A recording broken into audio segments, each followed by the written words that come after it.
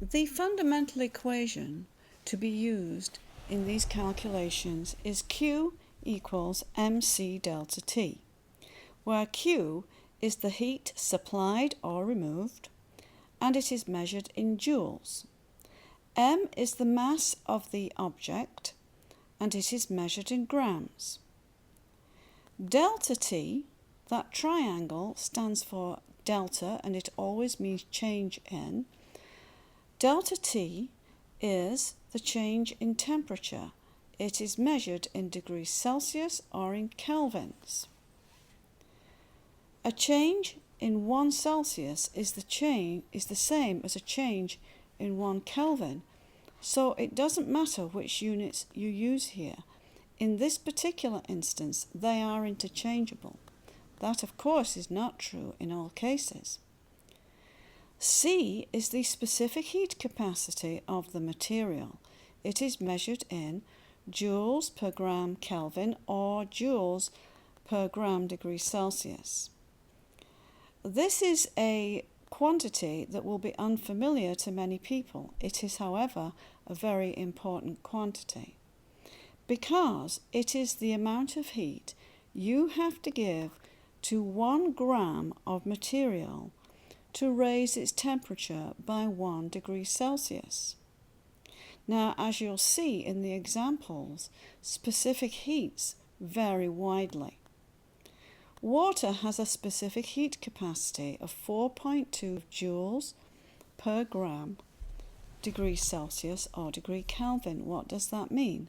It means that if you have 1 gram of water, you need to give it 4.2 joules for its temperature to rise 1 degree Celsius. Sometimes you will see this equation, Q equals mc delta T, written with delta H instead of Q. This really doesn't matter. H stands for something called enthalpy, so delta H is the change in enthalpy. However, for most purposes, change in enthalpy and heat are the same thing.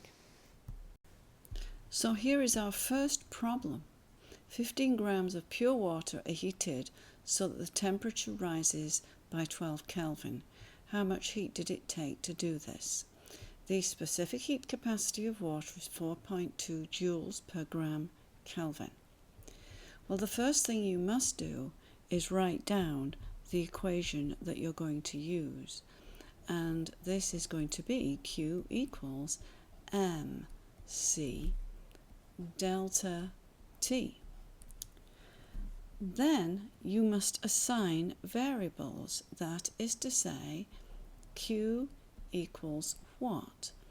Well, if you read the question, it's asking us to find how much heat is supplied, so that is in fact our unknown. What about mass? Well, mass is given as 15 grams, so it's just 15 grams.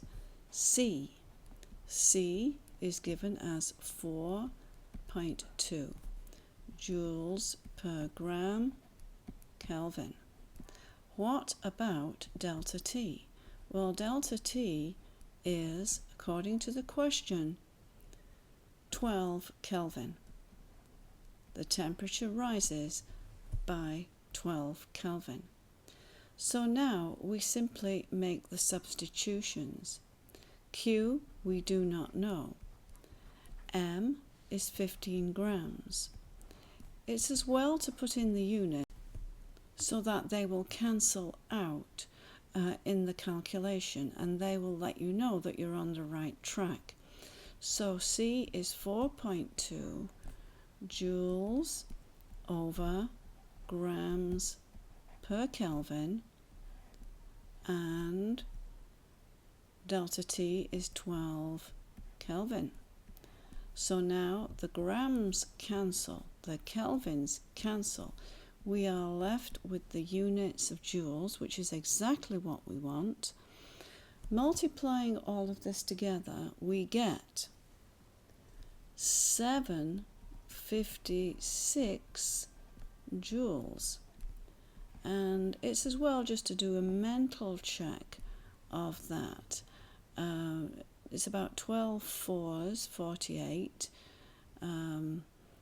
48 times 10 is 480, and half of that's another couple of hundred, so that's going to take us over 700, so that looks right. So this is another very simple problem.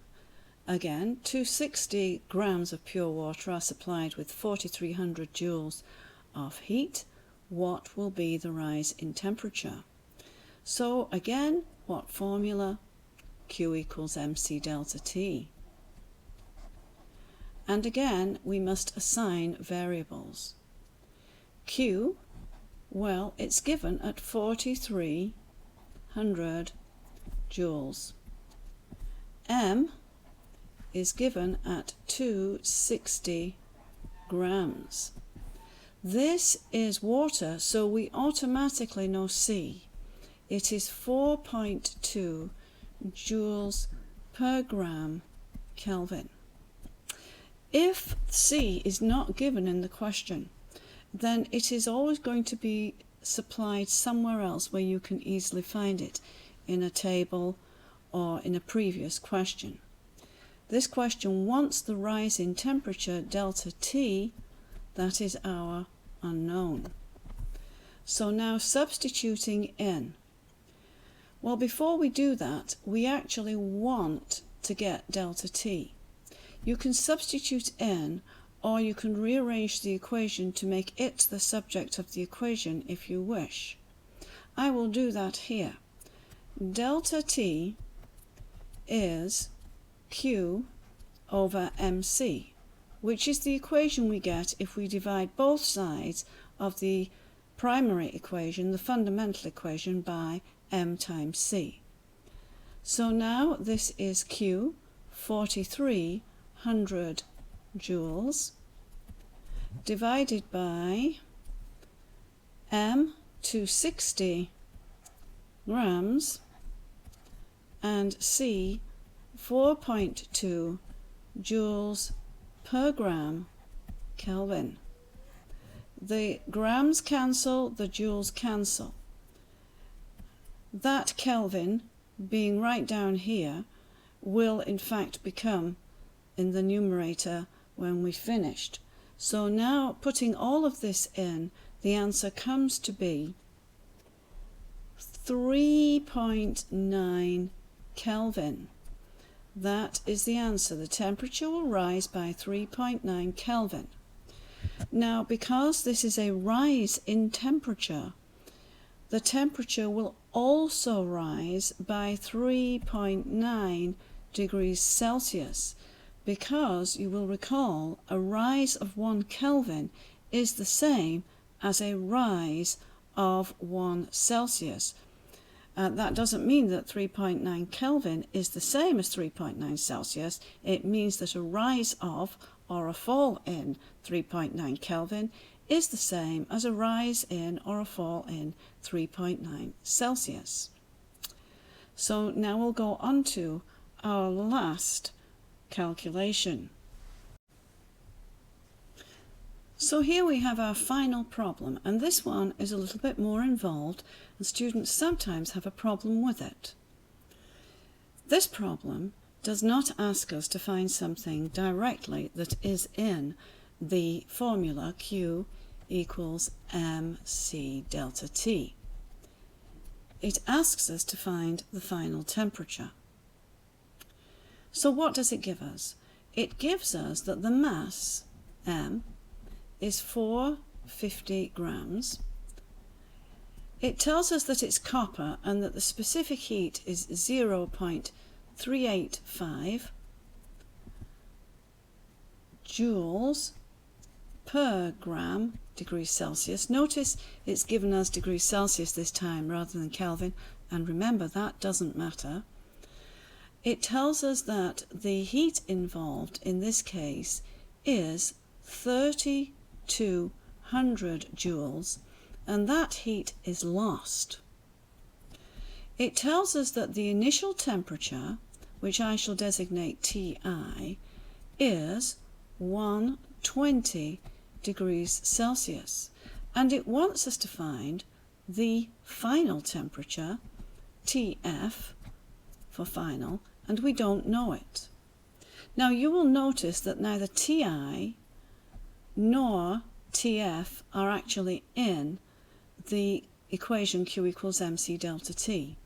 Only delta T is there, but delta T is equal to TF minus TI. So obviously, if we can find delta T from the equation, and we know TI, because we're given it, we can find the final temperature. And we know that because this is cooling, TF in this case has got to be less than TI. So let's just go through this now. Delta T is what we want to find at this point. It is Q over mc. That is 3200 joules, divide by 450 grams, multiplied by 0.385 joules per gram degree Celsius. The grams cancel, the joules cancel, and the answer is 18.5, but we are going to call it 19 degrees Celsius because we're actually only entitled to 2 sig figs here. Notice 2 sig figs in 3200, 2 sig figs in 450, 2 sig figs only in our answer. Now therefore, T final has got to be the initial, subtract the change in temperature, because remember, it's got to be less because we're cooling. So therefore the answer is 120 subtract 19 is 101 degrees Celsius. That is the answer. Well, that's all for this video. Thank you for listening.